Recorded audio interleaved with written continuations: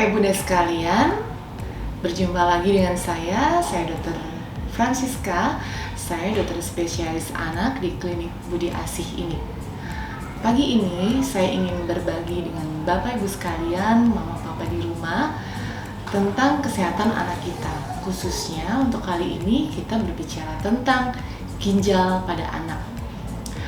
Ginjal merupakan salah satu organ penting di samping beberapa organ lain yang menunjang kehidupan seorang anak. Ginjal di sini berfungsi sebagai organ yang membantu mengatur keseimbangan cairan pada anak.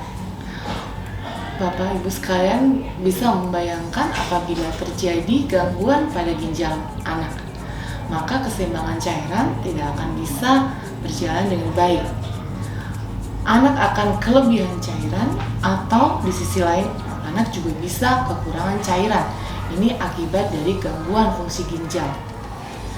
Di samping itu, organ ginjal berfungsi sebagai organ yang mengolah pengeluaran zat-zat sisa hasil dari proses kimia atau metabolisme dari organ seorang anak. Hal ini berkaitan dengan ureum dan kreatinin yang dihasilkan oleh proses metabolisme tubuh. Ureum dan kreatinin ini dikeluarkan melalui organ ginjal. Kebayangkan kalau misalnya organ ginjal seorang anak ini terganggu, ureum kreatinin akan menumpuk dalam tubuh dan ini akan mengganggu fungsi dari organ vital lainnya. Salah satu contoh, kreatinin atau ureum yang tinggi dan bisa mengganggu fungsi otak seorang anak, maka seorang anak bisa mengalami penurunan kesadaran, bahkan pada tingkat yang terberat mengalami koma, atau bisa juga mengalami kejang. Kemudian untuk gangguan organ lain, misalnya jantung, ureum kreatinin ini juga akan mengganggu fungsi pompa jantung sehingga seorang anak tidak lagi bisa mendapatkan aliran darah, oksigen, dan nutrisi secara cukup. Pada akhir-akhir ini, kita mengenal gangguan ginjal misteri pada anak. Kasus ini mulai dilaporkan di Indonesia sejak bulan Januari 2022. Dan angka kejadiannya sangat meningkat pada bulan Agustus. Dan data dari Kementerian Kesehatan pada 26 Oktober kemarin dilaporkan sebanyak 269 anak mengalami gangguan ginjal misteri ini. Dan angka kematian dari kasus ini sangat tinggi, yaitu sebesar 58%. Dan angka kesembuhan hanya sekitar 14%. Sebetulnya apa yang menyebabkan gagal ginjal misteri pada anak ini?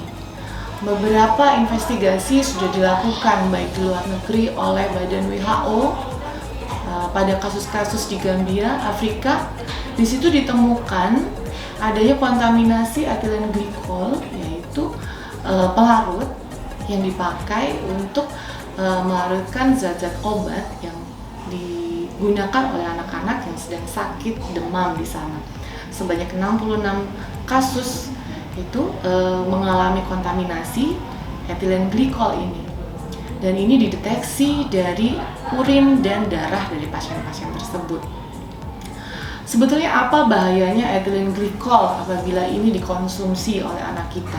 Etilen glikol itu merupakan suatu zat kimia yang apabila di dalam badan tubuh anak itu akan bereaksi secara kimia dengan kalsium. Apabila ini terjadi, maka zat kimia itu akan membentuk satu bentuk kristal, dan kristal itu bisa menyumbat saluran yang ada di ginjal anak. Sehingga seperti saya sebutkan sebelumnya, fungsi ginjal akan terjadi penurunan secara drastis akibat gangguan pada keseimbangan cairan maupun gangguan pengeluaran ureum dan kreatinin. Maka seorang anak yang mengalami keracunan etilen glikol itu akan dengan cepat mengalami penurunan fungsi ginjal. Seperti saya sebutkan sebelumnya, fungsi ginjal eh, mengatur supaya keseimbangan cairan terjaga, maka gangguan ginjal akibat ethylene glycol juga akan menyebabkan hal yang serupa.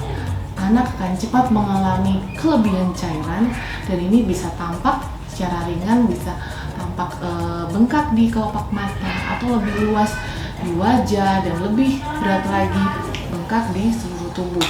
Dan akibat keracunan ureum kreatinin, anak juga akan mengalami gangguan pada organ vitalnya. Seperti halnya kita banyak temui pada beberapa tayangan ya di media sosial tentang beberapa orang tua yang anaknya juga mengalami gagal ginjal misterius ini. Perjalanan penyakit yang mereka sampaikan tentang anak-anak mereka itu sangat sesuai dengan gambaran dari anak-anak yang mengalami keracunan ethylene glycol di Gambia. Oleh karena itu, di Indonesia sendiri, Ikatan Dokter Anak Indonesia bersama dengan Kementerian Kesehatan sudah melakukan mitigasi terhadap beberapa merek obat. Ini ditujukan untuk mengetahui apakah sediaan obat-obatan sirup yang beredar khususnya untuk terapi anak-anak itu mengalami kontaminasi ethylene glycol. Oleh karena itu, sambil menunggu selesainya mitigasi ini sehingga mendapatkan hasil yang bisa kita terapkan di praktek kita sehari-hari, maka himbauan saya di sini bagi orang tua, yang pertama, apabila kita memiliki anak di bawah usia 6 tahun yang mengalami beberapa keluhan seperti demam, batuk, pilek, diare, muntah, lemah, dan sebagainya, cepat konsultasikan pada dokter. Apabila dibutuhkan obat-obatan untuk simptomatisnya atau untuk beberapa keluhannya, maka diskusikan dengan dokter mana obat yang bisa aman dikonsumsi untuk anak-anak kita. Prinsipnya, meminimalkan obat-obatan itu hal yang paling bijaksana. Orang tua di rumah bisa membantu untuk meringankan gejala pada anak. Misalnya pada kasus demam pada anak, orang tua bisa memberikan kompres hangat, memberikan baju yang tidak tebal, relatif tipis, kemudian memberikan cairan yang cukup, baik itu melalui minuman atau makanan berkuah, atau memonitor volume dari air seni dari anak. Monitor dari air seni pada anak sebetulnya mudah untuk kita lakukan di rumah. Dengan yang pertama, apabila anak kita tidak menggunakan diaper, kita bisa mengumpulkan air seni anak, dan dengan timbangan khusus kita bisa menimbang ya selama 6 jam atau selama 12 jam. Contoh, pada anak usia 1 tahun, volume kencing atau volume air seni itu berkisar 1 cc per kilo per jam. Contoh kasus, anak umur 1 tahun dengan berat badan 10 kilo. Maka pada setiap jamnya, anak itu harus mengeluarkan air kencing sebanyak 1 dikalikan 10 kilo, yaitu 10 cc per jam. Apabila ayah ibu sekalian menimbang selama 6 jam, maka 10 dikalikan 6 adalah 60 cc. Itu adalah cara mudah yang bisa diterapkan di rumah. Selain itu, apabila meragukan, maka Bapak Ibu sekalian bisa membawa kontrol anak-anak ke layanan kesehatan terdekat sehingga bisa dilakukan pemeriksaan darah untuk mengukur kadar ureum kreatinin. Ini khusus untuk anak-anak yang pada perhitungan air kencingnya sudah di bawah ukuran atau volume sesuai dengan usianya.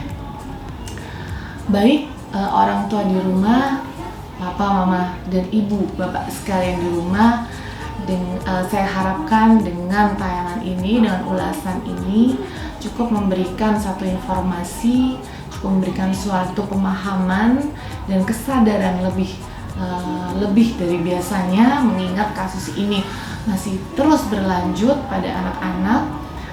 Perhatian dari ibu bapak sekalian terhadap anak di rumah menentukan deteksi dini pada anak yang mengalami gagal ginjal. Apabila cepat dideteksi, maka dokter atau tenaga kesehatan akan lebih bisa untuk menangani dan mencegah gagal ginjal misterius ini pada stage atau derajat yang lebih berat yang mungkin tidak tertolong lagi. Demikian dari saya, semoga ini berguna dan salam sehat selalu.